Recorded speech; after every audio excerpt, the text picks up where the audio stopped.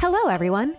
Thank you again for joining Dorsey Ross on this episode of The Dorsey Ross Show. In this episode, Dorsey interviews another special guest that will give you hope and inspire you.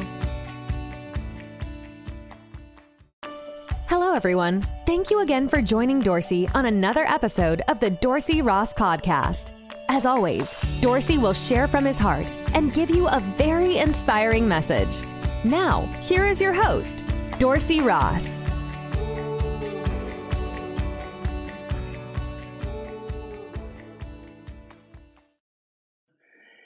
Ladies and gentlemen, we thank you again for joining me on another episode of the Dorsey Ross Show. Today we have Pastor Darrell with us. He has a long history of military service along with pastoral service, and we will get his story of what he has been through and what he has done with his life. And Darrell, we thank you for joining me today on the Dorsey Ross Show. Thank you, Dorsey, for having me. Well, thank you for coming on. I greatly appreciate it. So one of the first questions I would like to ask you, Darrell, is what was your life like growing up in Compton, California? How did you become a person of faith in God? Hey, great question, Dorsey. So growing up in Compton for me was very rough.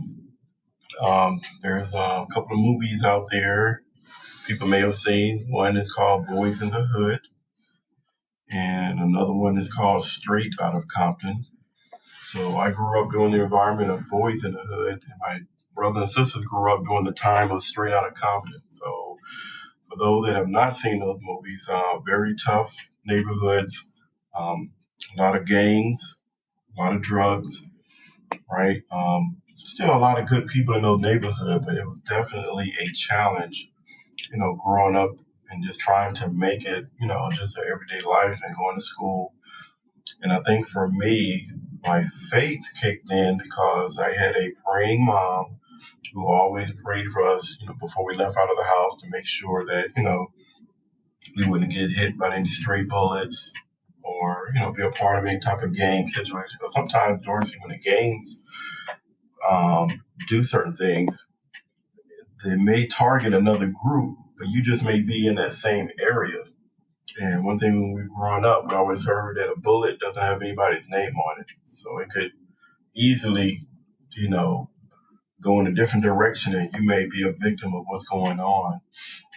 So I believe my faith definitely came from my mom just praying for us. And then she took us to church a lot. And I just had a lot of good teachers growing up as a youth from the church that really just made the Bible practical, right? It wasn't just a bunch of stories from the old time, but it was, this is how this relates to you now. So they made it seem where God could help you even in the midst of a lot of gang activity or a lot of drug activity. So that was kind of my life growing up. You still went to school like everybody else. It was just, we just had a lot of violence. During the time that I was growing up in Compton, we were the fourth most dangerous city in the United States, which is never a good statistic to have. But that just makes it, a little bit extra stress as you're trying to grow up. Right. And in your life, how did you overcome adversity? And what adversity did you face growing up in your life? As a youth or as an adult?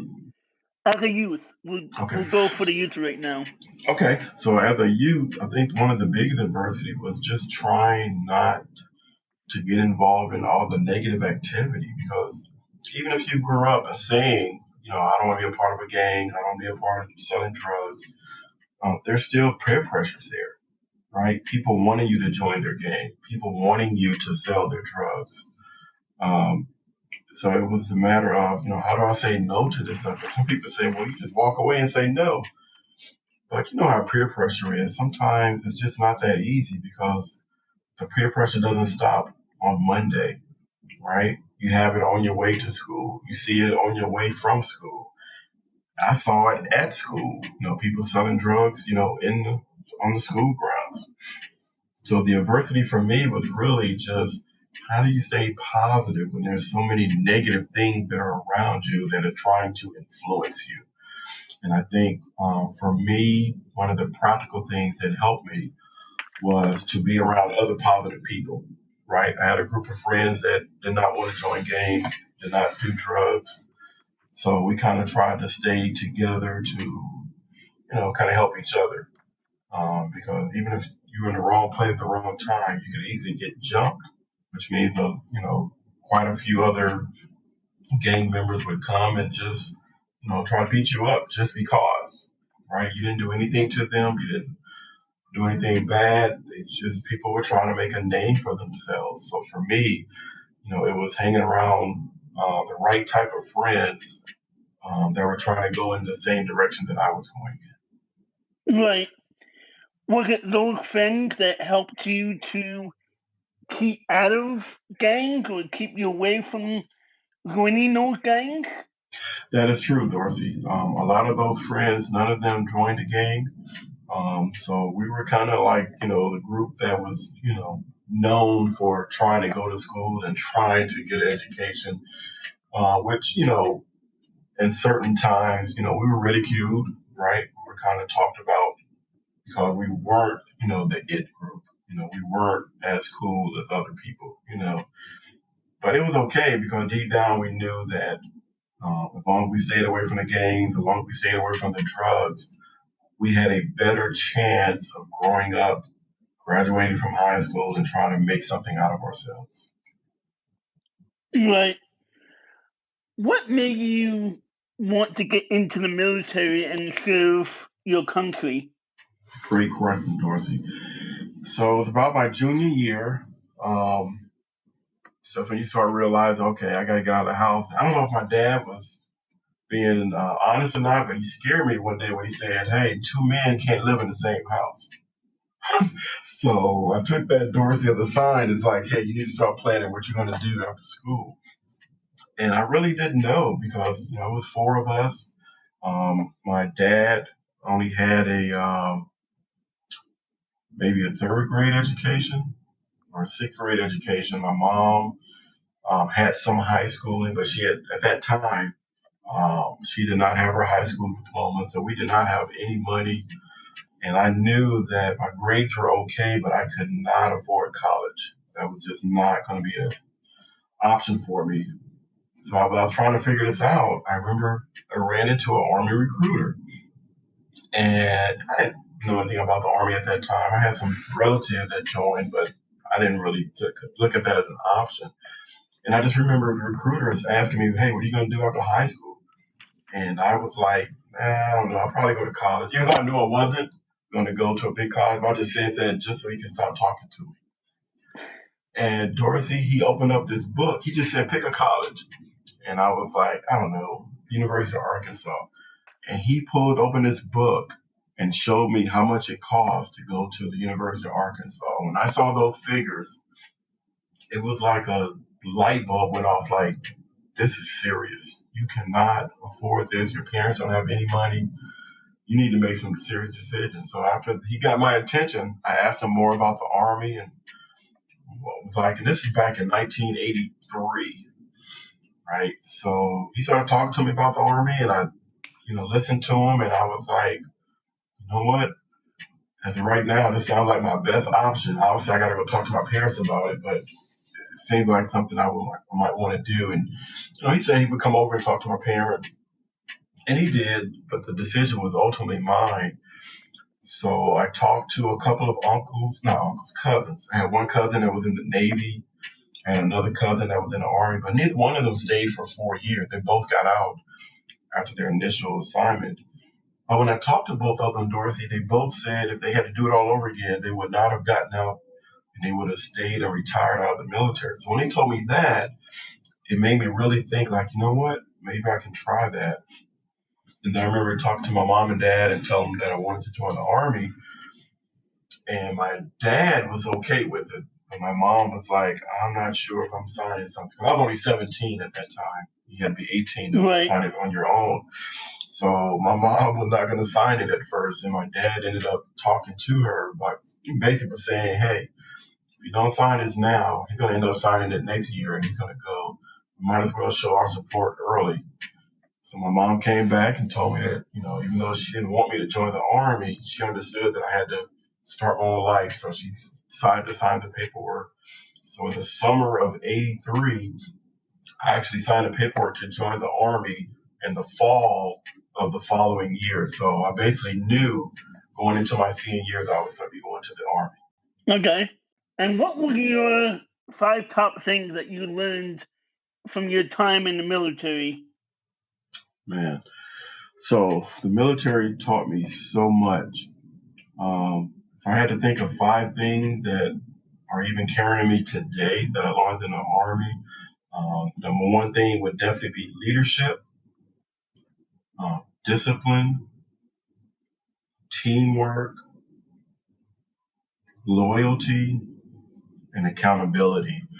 Because those 5 things I've learned early on in basic training, and I found out that throughout my 20 years in the Army, everything I did revolved around those 5 things, and they were always present no matter where I was.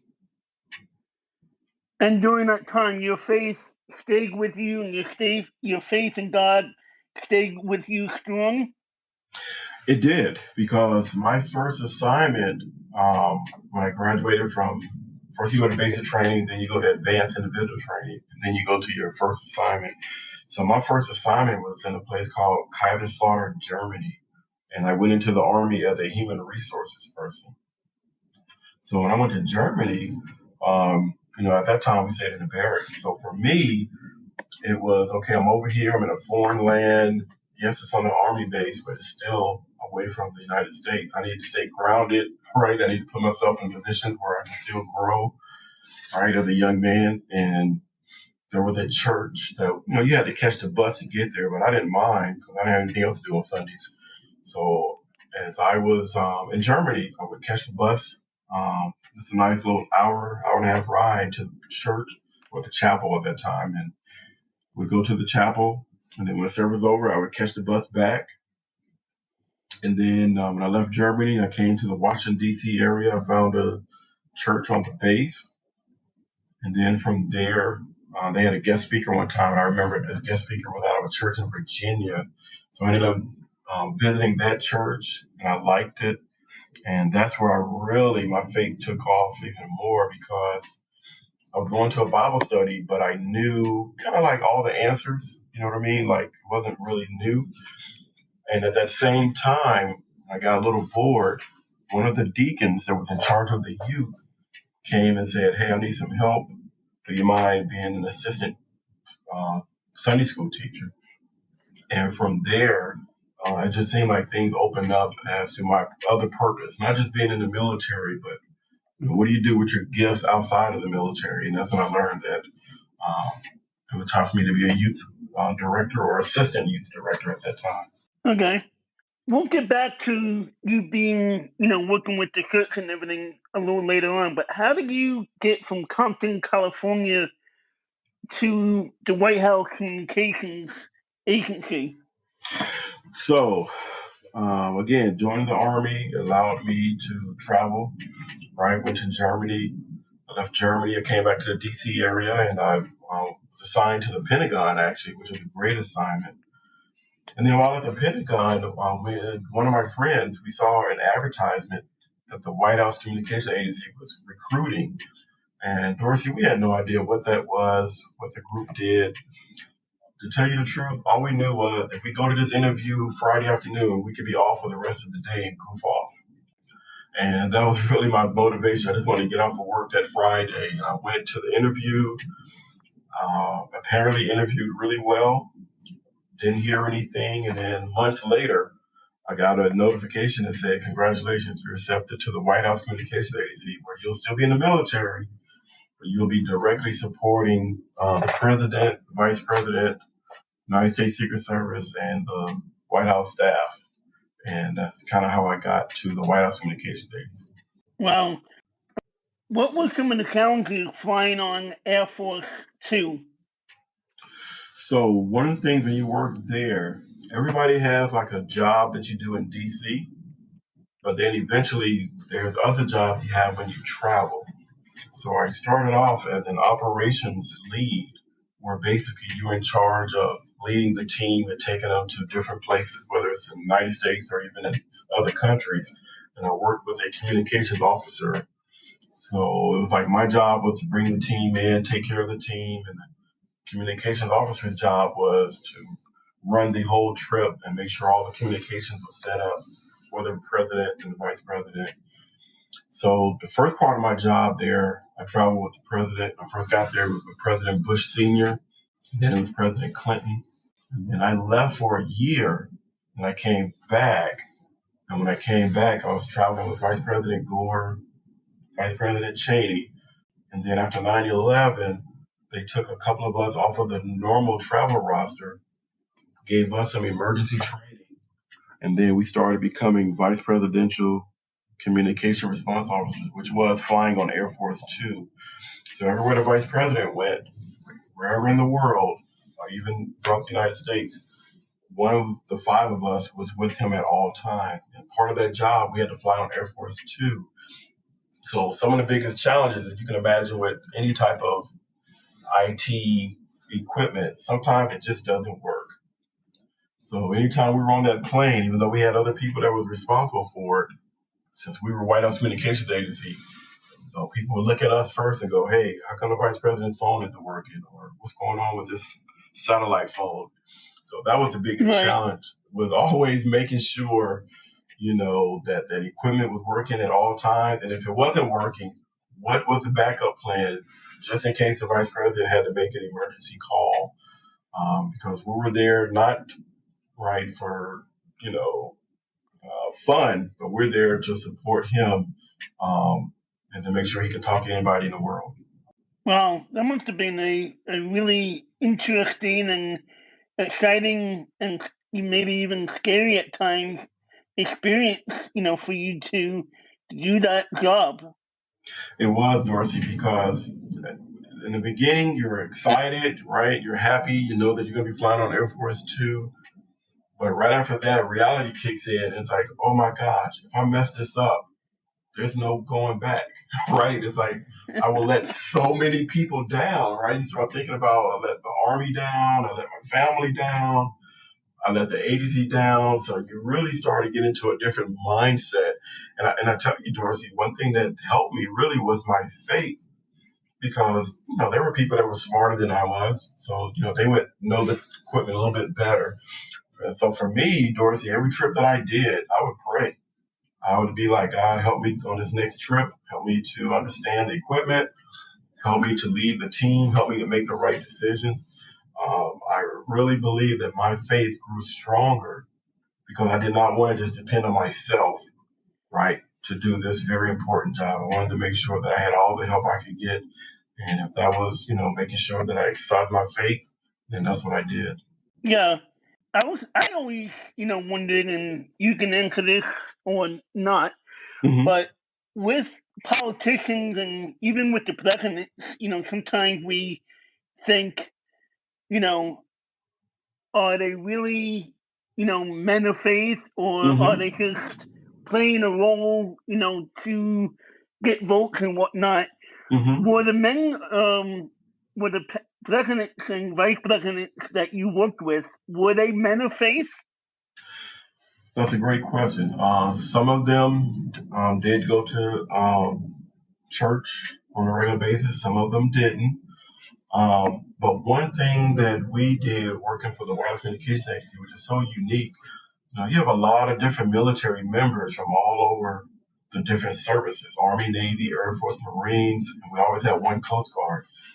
And one thing when you get to that agency, one of the things that they teach us is we're here to perform a mission. We're here to support. We were privy to a lot of personal things, but we could never talk about those things, right? Because, again, that's their privacy. We're just in their space providing the communication equipment. And one of the things that they always drilled in us was, when you're in this role, whether you're a Democrat, Republican, or independent, Your job is to support the office of the president. So they always made that clear, Dorsey, that, regardless of how we felt or did not feel about a particular person, that's irrelevant. We were here to do a job. We were professionals. And that's how we had to carry out every single mission and every single task. Right. What are high-performing teams, and how do you consistently lead those teams? So one thing when you work in a job like that, even though on the outside it looks like it's very glamorous and prestigious, but I can tell you when you're on the inside, you're under a lot of pressure. This is probably one of the few jobs in the world, Dorsey, where if you make a mistake, the whole world knows about it, right? I mean, if the president or vice president is talking and that seal falls off of the podium or his microphone goes off, right? The whole world kind of sees that. So for me, as a leader of those teams, I had to always make sure, one, that I was calm and confident and knew what was going on. But not only that, I had to make sure that my team was calm and confident and always knew what was going on. So for me to lead high-performing teams, it really, I tell people this a lot, it was really my faith, because I always went into every mission not thinking that the team worked for me, but I always went into it, Dorsey, with I work for the team, right? I had a servant leader mentality. It was like, what can I do to help you on this particular mission? What obstacles do I need to get out of your way to make sure you're successful? So what I found out was being humble and not trying to be a know-it-all, right? That allowed the team to be more comfortable, and it allowed them to come up with better ideas when we had problems that I could have ever came up with. Yeah. What was your most challenging travel mission that you had to go on? I think one of the biggest missions for me was when I was supporting the president. When President Clinton went to Normandy, France to celebrate the 50th anniversary of D-Day. Right. And what made that trip so big was I wasn't in charge. I was an assistant. I was on my way to learning to be in charge. But the person in charge gave me a lot of leeway. And they said, hey, I want you to run this trip as if you were in charge of it, even though I wasn't. And I tell you, one of the things that we had to do was we had to put something called a logistics plan, which is the day that the president's going to be on the ground. We had to put out a plan of where each team member was going to be, which vehicle they were going to be using, what equipment they're going to be taking. And if some of them had to jump right from site 1 to site 3 and site 2 to site 4, what time were those going to happen? We're going to have people pick them up and drop them off. And I tell you, Dorsey, that was such a stressful time because everything had to be planned to the T. There were no do-overs. Whatever you put in that plan, everybody was going to have to execute it that day. And if I missed something or did not put a piece of equipment, that could have been a problem where somebody forgot that equipment and we could have failed. So for me, that trip was very hard. There was a lot of moving pieces, a lot of people on that trip. And fortunately, and I was blessed that, again, I didn't try to do everything by myself. I went to the team lead and say, hey, here's what I have so far. Take a look at it, pick it apart. What am I missing? Right? What do we need to add to make sure that this trip supporting the president coming to Normandy goes off well? And like I said, I didn't sleep a lot during that trip because I was always worried and concerned of what did I forget? And then I had to come up with a contingency plan, Dorsey. What happens if the team is on their way to take this equipment and the truck breaks down? Is there another backup truck that I can take from another place? Is there other equipment that I can pull just in case? So that trip to Normandy, France for the 50th anniversary of D-Day was definitely my most challenging trip that I ever had. Right. How do you support a mission where failure can be seen all over the world, and what does that look like? So I would say that you support a mission like that very carefully, right? Because the biggest thing that I learned is you can get caught up with all the pressure. And if you think about the pressure too much, it can be overwhelming. So one of the tricks that I used to do was I would always talk to my team every day. Like we would get there, maybe a week before the president or the vice president would get there.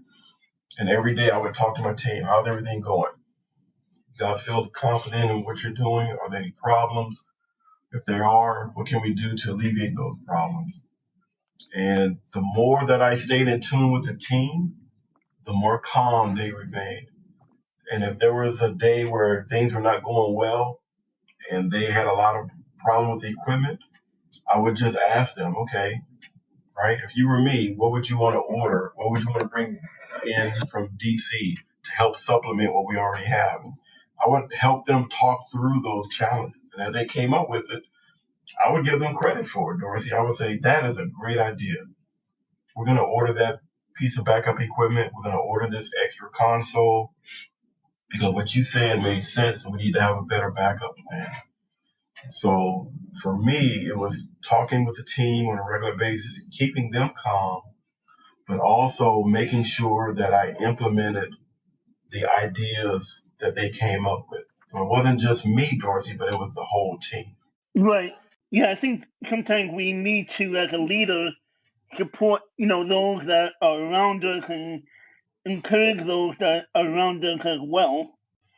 You're exactly right. Because one thing I found out, Dorsey, is if you try to make all decisions, if you try to leave out people that can help put together a better plan, then that means that not if, but when that plan fails, you're left all by yourself to try to figure it out. But when I included my team and we all put something together in the plan, then it wasn't just my plan, Dorsey, it was all of our plan. And if something went wrong, then everybody wanted to come in and say, no, we're not going to let this fail. Let's come up with some possible solutions, right before the president or the vice president gets here. We still have a couple of minutes. And it always allowed people to keep thinking, what else can we do? Right. So when you retired from the military, what did you do after that, and how did you go from being, in the military to being, a pastor down in Maryland? So one thing I did, even though I was in the military, I always still went to church. It was just, the days that I couldn't go to church in Maryland. If we were in a city and the timing worked out well, I would go to that church in that city. And what I would do, Dorsey, is I would call like the local church in that area and kind of tell them what I did and that if they had some kids that they wanted me to talk to. Because one thing I always thought about, Dorsey, was I was never put in that position because it was all about me. To me, it was more about, here's a kid from Compton flying on Air Force Two, supporting the president, right? How can you inspire other kids? How can you inspire somebody else that thinks that you can't move into those types of successes? So I would visit these churches and talk to the kids, let them, ask questions, and then just try to leave them with some motivating messages. So as I was doing that, I was still a part of my local church. So when it was time for me to get out of the military, one of the things I realized was this is just, even though it was exciting, it was still only one part of my life. There was another part of my life that still had to be lived. So for me, what I did was I made a plan to get out. I talked to some mentors and peers of mine that had transitioned. And I would just ask them a lot of good questions like, what did you do when you got ready to get out? What type of question did you ask yourself? And then for me, it led me to working for the government. So I worked for an organization called the Defense Information Systems Agency, where they still provide IT communication support to all the different services and a couple of major agencies. But that was one part of my job. The other part was I still walked in my faith. So I went from a youth director to a youth pastor, right? From a youth pastor, I went to be an associate pastor. And again, simultaneously, while I was out of the military supporting in a government role, I also supported my community as an associate pastor, taking care of the people. So one thing I would always try to do, Dorsey, is if I had leadership skills in the military, I would try to find a way that I can use those military skills in my community. Right. What was one of your greatest leadership challenges? I think one of the big leadership challenges was always trying to figure out your team. Because when we did a lot of traveling, supporting the president and vice president, it was really the same team, right? Every time you go out on a mission, it's a different group of people with different personalities and with different challenges. One thing people don't realize when you're in the military and you're on a mission, you have to do that mission regardless of the personal problems and the personal challenges that you're dealing with. So you could be on a mission and your wife could be pregnant. She might not be due for another couple of months, but that's still weighing on your mind, right? Your child could be sick, but yet you're still traveling in the military because you have a mission that you have to do. So for me, my biggest challenge was every trip that I went on, I had to relearn my team. I had to learn what were they good at, what were they not good at. Dorsey, I had to find out, hey, are there any challenges going on in your personal life that could affect your concentration while you're on this trip? And they were honest because I was one of the few leaders that would ask those questions all the time. Because what I wanted them to understand, Dorsey, was I don't just care about you setting up this equipment for the vice president to use or the president. I care about you as a person. I want you to be successful, right? So one of my biggest challenges was always relearning my team, trying to learn what they were good at as quickly as possible so that I can reinforce that good before the president or the vice president came on that site. Right. In the Bible, it talks about we go through trials and tribulations, and I'm sure that there are a lot of things that you saw in the military and even in your life where you were like, God, why is this happening? Mm-hmm. Maybe not personally in your life, but maybe just in this country or in this world that you saw, and you were like, God, why is this happening? How did you deal with that in your own personal life and with your faith as well? And how did you overcome that? And Dorothy, that's a great question. That is one thing as a person of faith and being able to travel all over the world and meet different people. I'm going to be honest with you. You do ask yourself that question, right? God, why is this happening? Why is this thing the way it is? And it does make you think, about your faith and is what you've been taught really still true? Is it still relevant? Right. And for me, it was just a matter of trying to ask different types of questions, right? Instead of saying, God, why are you letting this happen? I began to ask questions like, God, what lesson are we supposed to learn in the middle of this? Right. I remember, like, for me, this is outside of the military when I was working for the government.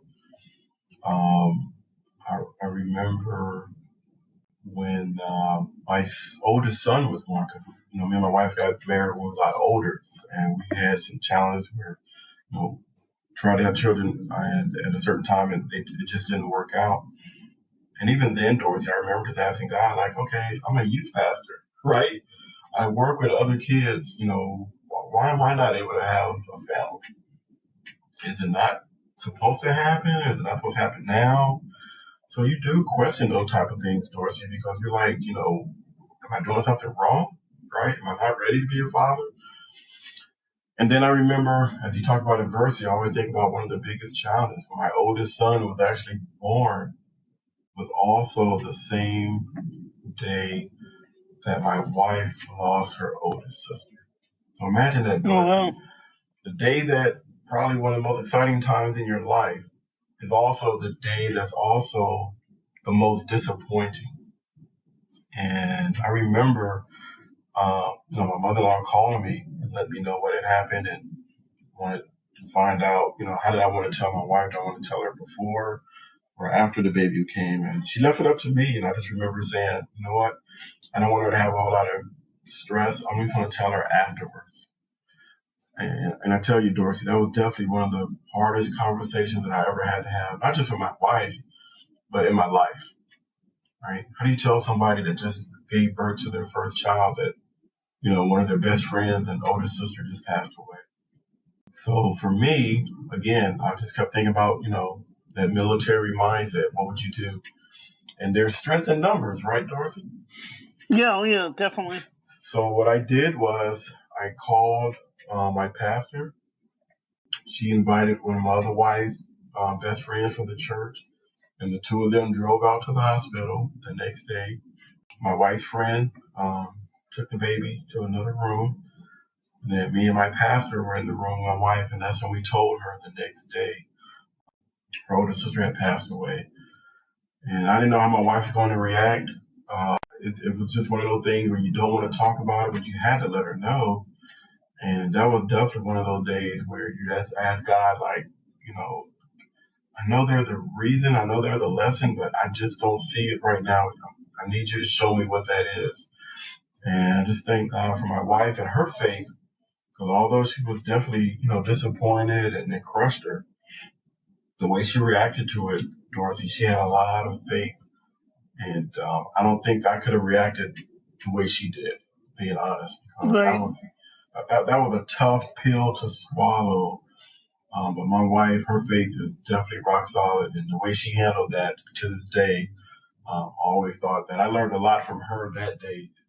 You think you know a lot about a person, Dorsey, until you see them go through tragedy. And that's when you learn really who they are. Yeah.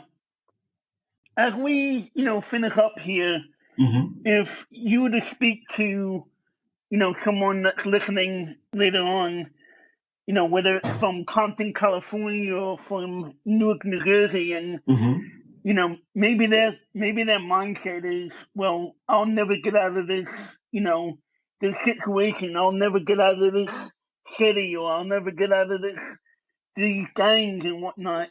Yes. Now, what would you, say to them to say, look, you have a lot better future than what you have now. Look at what I've done. Type, what would your encouragement to them be? Wow, that's a great closing question, Dorsey. And I love that question because I lived that. So that's one of the reasons when I traveled, I would go to other churches and talk to kids. And I did go to those churches that were in neighborhoods that were like mine. And the same thing I told those kids then, the same thing I would tell somebody now is you do not know what's in store for you, right? Jeremiah 29:11, right? God has plans for you, plans to prosper you. And the only way we're going to know those plans is if we continue to make the right decisions, we put the right people in our lives, right? And we try to stay on the right track. And I always tell people, if you can just do those three things and then see where your life leads you. Because that was one of the things, you're right, growing up in Compton, I didn't see a whole lot of positive people immediately around me. So sometimes you have to look outside of your neighborhood, right? You have to go find that uncle or that aunt, right, that was successful or that did something really cool. And you ask them, what did you do, right, to, become good in this profession? And then you talk to those older, mentors, relatives, teachers, right, guidance counselors. You talk to people like that and you let them know that, hey, this is what my dreams are. This is what I want to do. And some people don't know your dream, right? Just because somebody says you'll never do that, you have to realize they're only saying that from their experience. So just because they say that that can't be done, that's them saying to themselves it can't be done by them. That does not mean that it cannot be done by you. So part of what they're saying is true, right? It cannot be done by them, but that does not mean that it cannot be done by you. So I always tell those people, keep looking for, those people that you aspire to be, right? Know that you have gifts and talents inside of you. And believe it or not, the tragedies in the world that we come across are all part of that plan that God has to use to make us stronger, to make us humble, and to make sure that we pay it forward when we become successful. Amen. One last question. It can be yes or no. And that is a little bit more lightness to the conversation. Are there aliens in the universe? That's a great question, Dorsey. Coming from a military background, are there aliens? That is a great question, Dorsey. I can honestly say in my 20 years in the military and 10 years working for the federal government, I personally have not seen any aliens, right? But I am not an expert on that matter, so I could not say for sure that they are not, right? Because with my limited time on this earth and my little belief, I think it would be a hard thing for me to sit here and tell you and your audience that there are absolutely no aliens. I don't know what's totally out there, and to this day, there may be. I just don't know, and I have just not seen any. Right. I understand that. Well, Darrell, thank you so much for joining me today on the Dorsey Ross Show. I greatly appreciate it. Dorsey, thank you so much for having me on your show, man. I really enjoyed listening to you. I was listening to one of your earlier shows about perseverance this morning, and man, I was just so excited to meet you and to be a part of your listening audience. So thank you. I'm very humble. Thank you. Well, guys, thank you again for joining me on another episode. I hope you enjoyed it. And, we'll see you next time. Thank you very much for joining us today on the Dorsey Ross Podcast. Please don't forget to check out Dorsey's website at www.dorseyrossministries.com. And also check out his book titled Overcomer, where he shares his story of what God has done in his life. You can also donate to his ministry or to this podcast as well. Until next time, God bless and have a great day.